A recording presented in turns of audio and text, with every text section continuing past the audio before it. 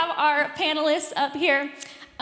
Would you guys just go ahead and introduce yourselves, tell us who you are, where you went this summer, and what you did on your global outreach trip?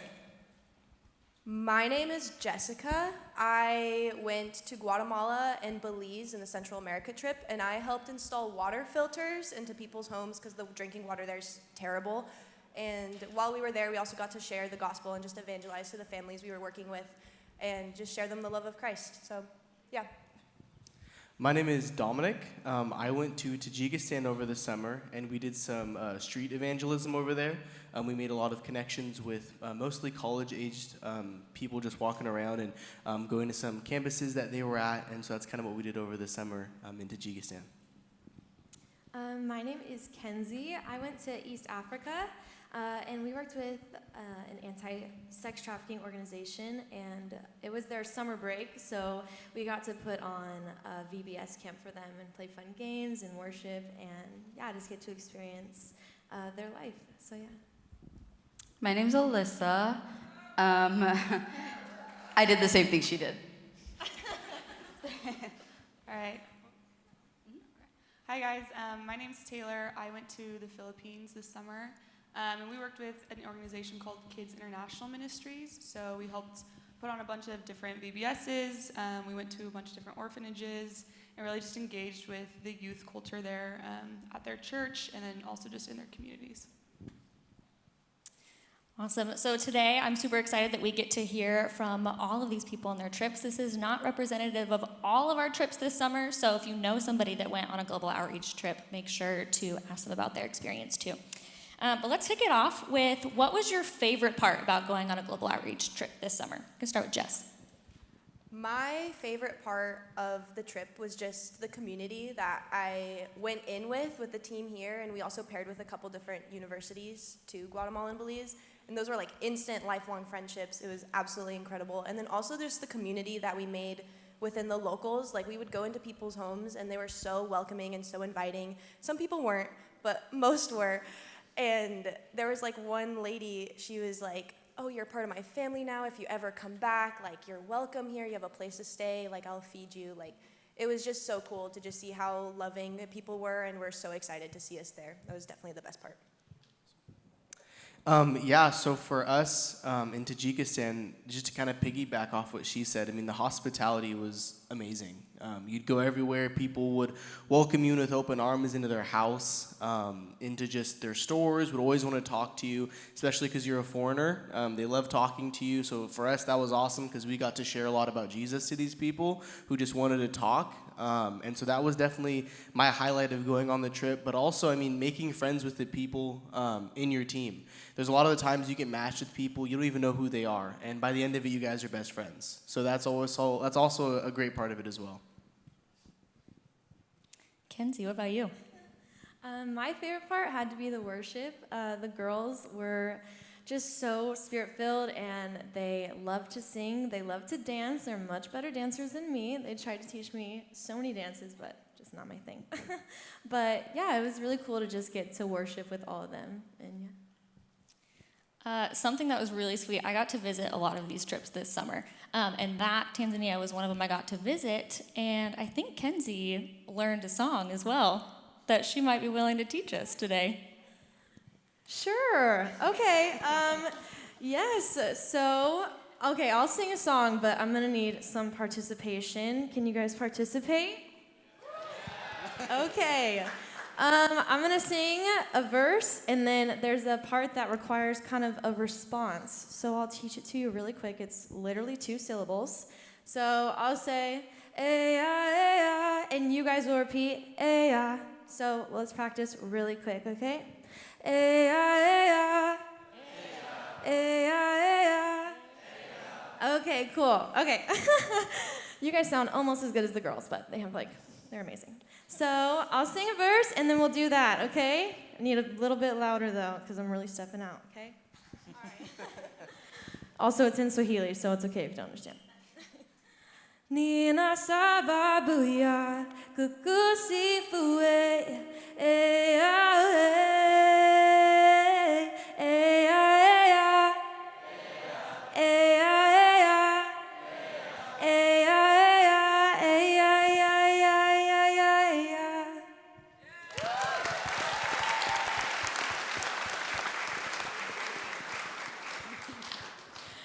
so good. She has such a beautiful voice.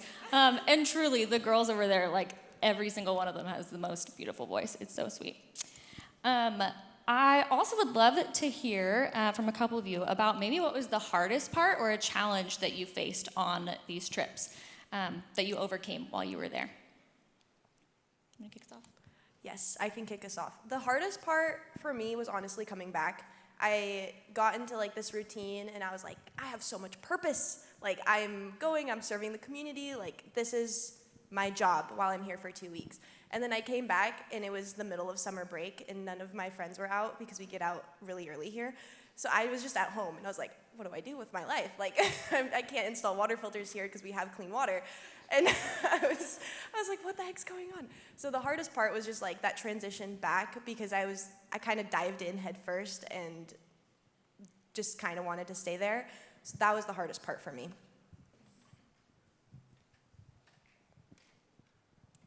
Okay, I'll go. The hardest part for me was the language. Obviously, the worship is catchy and fun, but in like just normal conversations with the girls, you form these like deep connections with them, and I just want to get to know them. I want to talk to them, but you need a translator like basically all the time. So that was really, really hard, but that kind of leads me into, I think we have another question about what God taught us. This really just taught me how our actions can speak so much louder than our words, and it was such like a tangible way to see that, because I wasn't able to talk to them, and they weren't really able to communicate to me all the time without a translator, but just in the way that we served each other and the way that we cared for each other, it just showed that mutual love and that connection. So good. I think one of the challenges that everybody kind of faces on one of these trips too is just being uncomfortable in some way. Whether that is you're being pushed out of your comfort zone to share with people or talk with people you don't know, or it's hot like you might experience in this room today. It gets a little warm, you get uncomfortable. But I think that's where we see a lot of growth and change too. Kenzie, you brought up what God taught you, which is amazing. Taylor, I'd love to hear what God taught you this summer too. Yeah, so obviously I learned a lot going on this trip. Something that I definitely took away was just having a greater understanding of what God's grace looks like. In the Philippines, we were able to go to a bunch of different jails, and that's definitely something out of my comfort zone. I didn't really know what to expect, and going in there, I kind of just saw all of the prisoners and the inmates for what they did in their crimes, and after being able to like engage with them, we did Bible studies and prayed and played some games. I was able to see just their humanity and how kind and compassionate they are. And I was able to walk away from that seeing how God still loves them, and still has grace for them and can forgive them. And so I think coming back to the States, it just widened my perspective of God's faithfulness towards me. And I think God's grace is something that we talk a lot about, but it's a lot different kind of experiencing it firsthand.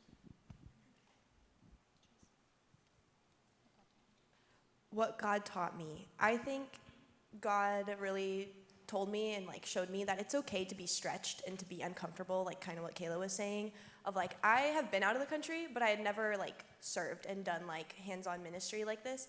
And I was so caught up in the I don't know what's gonna happen, I don't know what it's gonna look like. And it was kind of scary, but it was a good scary. And I think when we're allowed to be stretched by the Lord is when we grow the most in our faith. And I think it's so cool and it's so encouraging. So like, yes, stretching, it's a little rough sometimes, but it's so cool because you get to learn so much, you grow so much in your faith, and just allowing yourself to be a vessel that the Lord uses to be stretched and to be used is really, really cool. So Alyssa, we've had lots of talks since coming back this summer, but I'd love to hear what God taught you and how that's changed you since coming back too. Hi. God taught me a lot coming back. I think one of the biggest things that I had to learn throughout, it was a whole process for me, but one of the biggest things was definitely like being willing to be vulnerable with the team that I was with, because without that, it's a lot harder to kind of mesh well with these people when you're going to be 2 weeks with them in such an a different like environment than you're used to. And so I think that was a challenge for me because I struggle a little bit with vulnerability and like just kind of being open with people that I just don't know, or like I knew but like not like that, you know what I mean? And so that was one of my biggest pushes, and I think God taught me just honestly so much. Like I learned a lot. It changed the trajectory of like what I want to do after college. And so I think it really just opened my eyes to so many new experiences and stuff like that. Yeah, so going on this trip, God taught me so much. It's so different, I mean, even to what Alyssa was saying. You're with these people in your team for a couple months, and once you get to the country, it's completely different. And you see sides of the people on your team you've never seen before. So just being able to be flexible and grow. There was a lot of changes that happened on my trip, so being flexible, God really taught me that, and I was kind of forced to learn that. So that was definitely something that I was taught while in Tajikistan.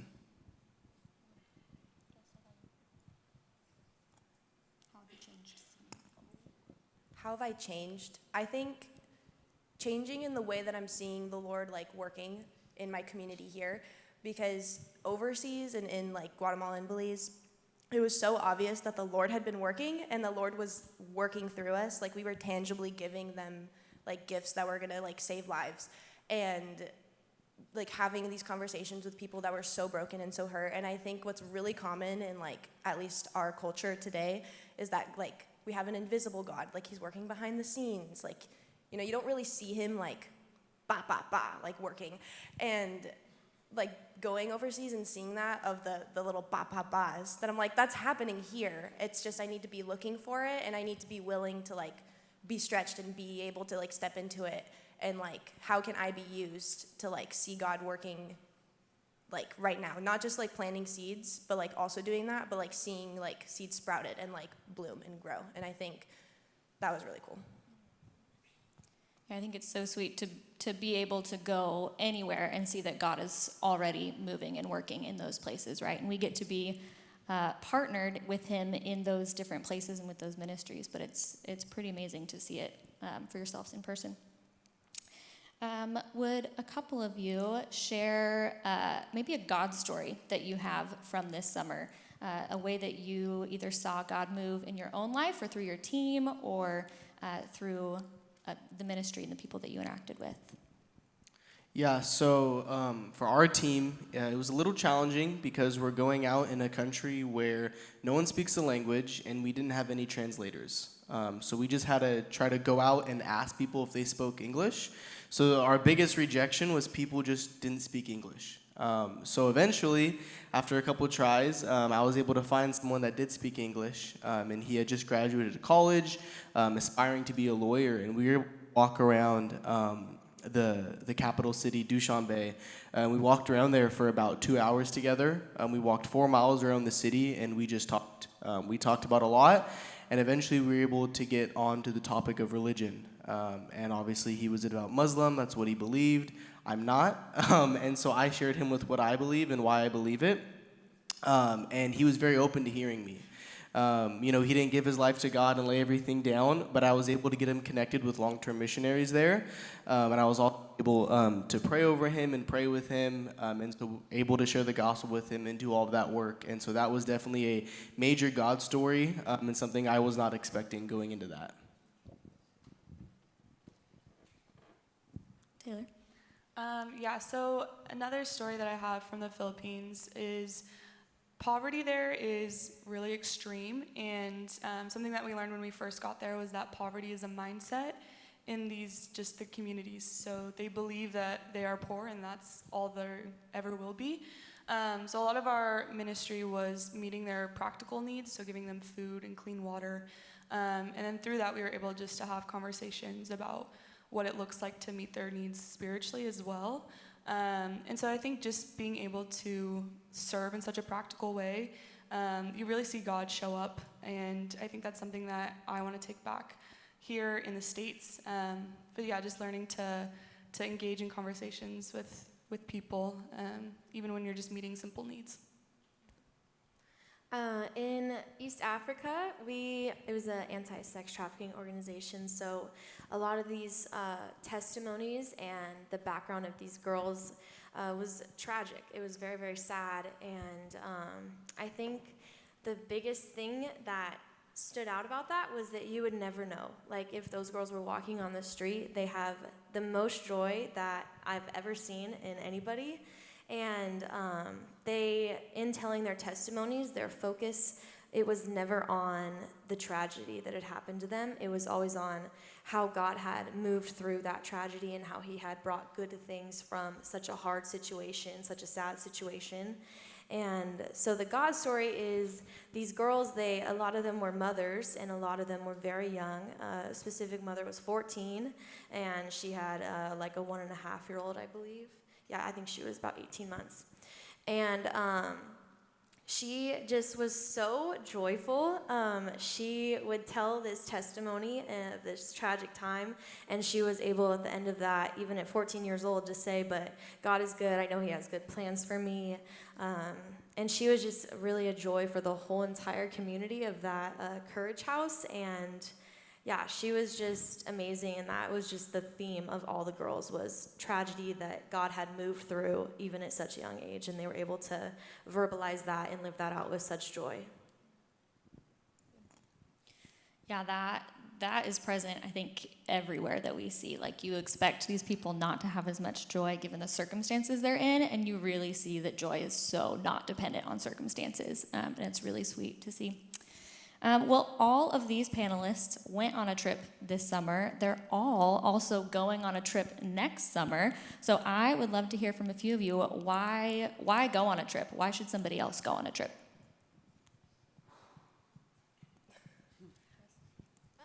Okay, I'll go. Everybody's gonna say this, but you should just go, just apply. There's a lot of reasons not to go, whether it be financial, dates, or just discouragement coming from outside sources. But I just really want to encourage you guys to just apply. Look at those ministries, really pray about it.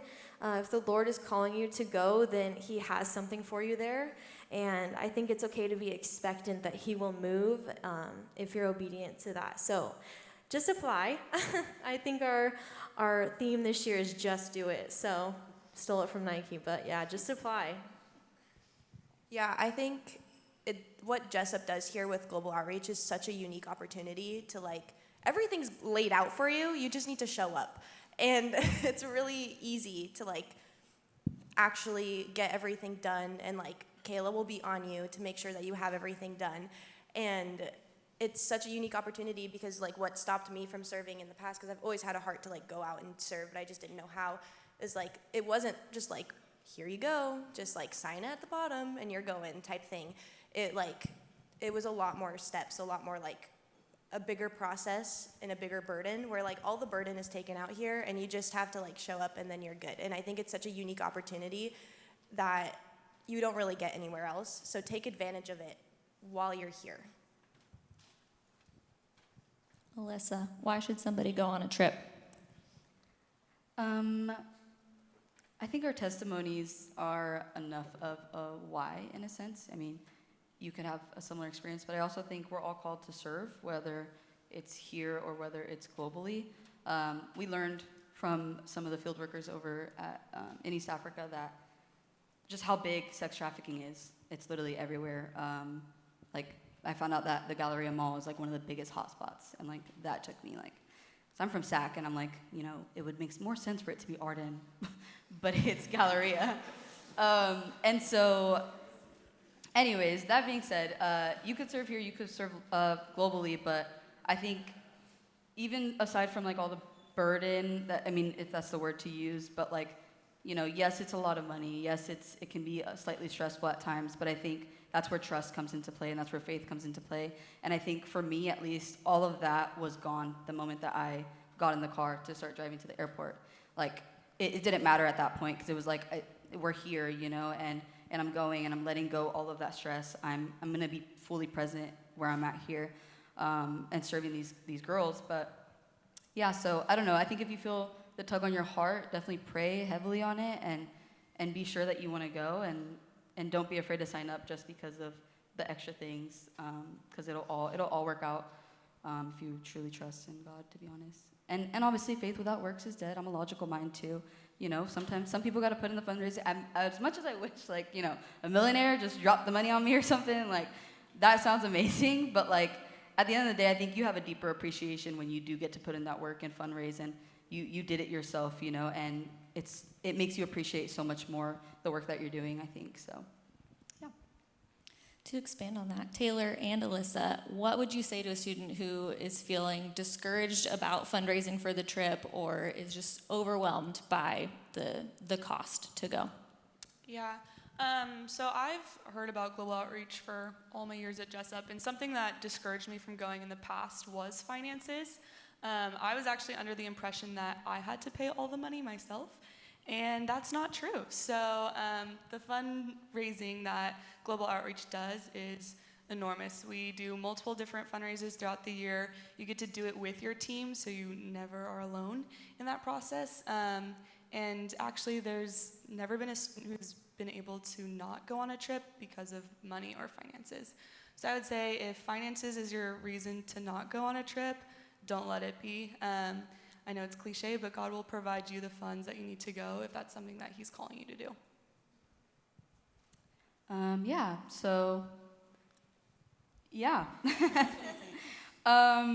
Yeah, don't let it be what stops you. I definitely almost backed out because of money, if I'm fully honest.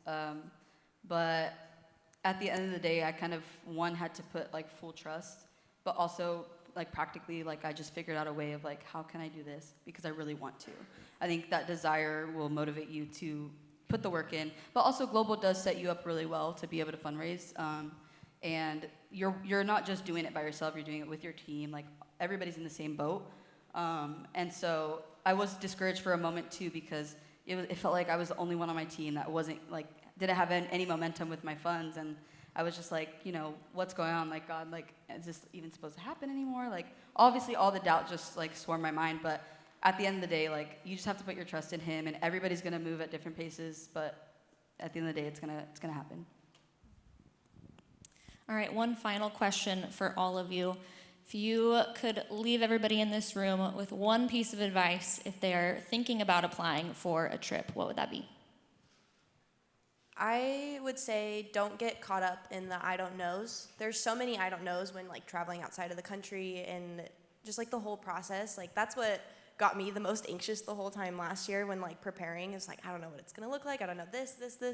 And like, don't let that be discouraging. Like, I think I was talking with some friends yesterday about just like submitting our will to the Lord, and being in the I don't know is like actually a really good spot to be in, because then you're fully surrendered to the Lord and His will, and you're just like trusting that He is going to show up, that He's got you, that everything's going to be okay. And then the second that I landed in country, I was like, all is well, all is fine. I'm supposed to be here. And yeah, so like being in the I don't knows is a little scary, but it's exactly where you want to be. And I would say take the I don't knows as an encouragement, not as a discourage. Yeah, I would say it's going to be a once-in-a-lifetime opportunity. There's not many times in your life where you can just take 2 weeks off of your life and go and serve, especially internationally. It's definitely something that not many people get to do, so I would say take advantage of the opportunity, go and do it. You're going to build awesome relationships through team bonding, through retreat, through actually being on the field and serving. So that's the advice I'd leave you guys with. Yeah, I know there's so many I don't knows, but we are here to answer your questions. We would love to talk to every single one of you. If you have a question, please come ask it. Even if we don't have the answer, Kayla does. So, yeah, come ask questions. Don't let your doubts stop you. But, yeah, we're here for you guys, and we would just love to connect and see all of you guys apply. Yeah, I also would say all of those things. If you're thinking about it, definitely just start looking into the ministries that we're going to be working with. You might not know, like, what, you know, that it might be like the exact thing that you're looking for, or something that you've thought about before. So there's like a variety, genuinely, of different types of ministries that Global's working with this year. So if you guys are even interested a little bit, like definitely look into it. And that might, start taking away some of the doubts you have and start answering some of the questions. And like they said, ask questions. If I didn't ask questions, I probably wouldn't have gone, to be honest. Like, I needed to know the answer so that I could know, like, what I was putting myself into. So definitely ask. My advice, if you're interested in going on a trip, is just to apply. I know you've heard it a lot, but for me, last summer, I didn't necessarily have this big decision made that I'm going on this trip. I was interested, and so I applied. And then I asked a couple more questions and felt good about the application, so I went to an interview. Felt good about the interview, went to a couple meetings, and then before you knew it, I was on a plane headed towards the Philippines. So I think, if you're interested, just apply. All it does is opens the door for you to continue to ask questions, continue to get more information about going on a trip. I echo all of that, and I would add prayer. Ask the Lord what he has for you this summer, and if you feel that nudge, if you feel that call, do it. Right? Come talk to us. Come talk to your people. Don't do that alone. Ask your community, but pray about it and let us pray with you or pray for you. We would love to do that. Before we close today, there are actually 2 seats in the room that underneath have a little piece of paper that has a $100 scholarship on it for a global outreach trip. So you should look under your seats. If somebody's not sitting there, look under the seat next to you. There are 2. Oh, we've got one here. Nice.